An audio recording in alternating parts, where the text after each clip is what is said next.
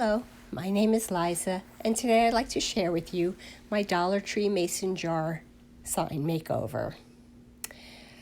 Mackenzie Childs wasn't the first person to actually come up with this checkerboard design. Here you can see my sign hanging in my kitchen with curtains I made in 1996. So I thought I would just make something to match it. You could, of course, use 12 by 12 scrapbook paper, but I'm going to use an alternate method.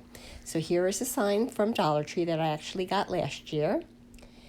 And I used some regular cardstock. That's just the 8.5 by 11 inch. You'll need two white and one black, or two black and one white, depending on how you start.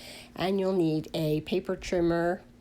I cut all of my paper into 3/4 inch strips, the white and the black, and then I used a little glue and I butted up one corner of the white to one corner of the black to create a right angle, and then I placed a black strip on top next to the other black, butted it up, and I did that for one whole strip, and that was my starting point. Once they were all glued in place, and also you'll need that little like 1/4 inch piece strip that's left over. You'll also need that to make it wide enough. And then I just wove the second layer white strip through.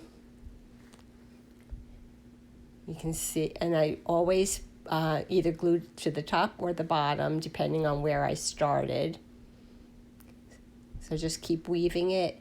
I actually came up with a easier solution as I was doing this by just folding up the pieces of paper. It was way easier to get them to butt up against each other. So you can see I folded up all the pieces. So if you attempt to do this basket weave method, start out that way. You'll make your life much simpler.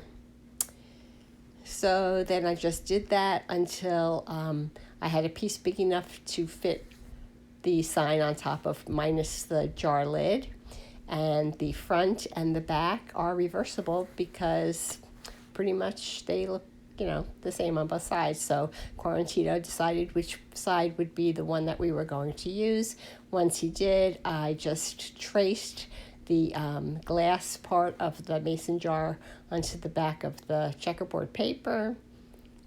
And then I used just a piece of scrap printer paper, and I laid it on top of the burlap that was the lid of the jar, and I creased it, and you can see kind of, so I could cut it out and make a template, so I knew how I needed to cut the top of the checkerboard. So I laid it on top, and I just drew a line only at the top where it curved. So here you can see the pen marking, and then I cut that, and now I have the perfect shape to Mod Podge onto the mason jar.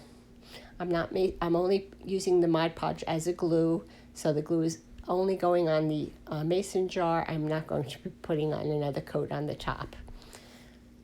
And once it was all glued on, then I decided I wanted to add some flowers. So I had some of these leaves just like in my stash, and I had one sunflower. I took the sunflower completely apart, and the green plastic piece I tossed.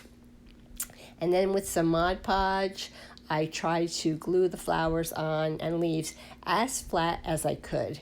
This way it looked more like they were painted on rather than a flower bouquet hanging off the side. Then Quarantino helped pick out some cereal box cardboard. And with my Cricut, I made some candy corn pieces. I actually made 6 layers times 2. And he's checking out, make sure I got all the pieces out. I lined them all up, glued them together. Just 6 deep. And here you can see the other side is the actual cereal box. And then I painted the outer edges of the candy corn because it's going to be 3-dimensional, so I wanted it to look like it was actually a wood block painted. And I attached them to 2 little strands of wood beads. And then I took some more, I think about 13 beads, and I strung them on some jute twine. And I just laid them at the top of the mason jar to make it look like it was a bead string hanging along the top of it.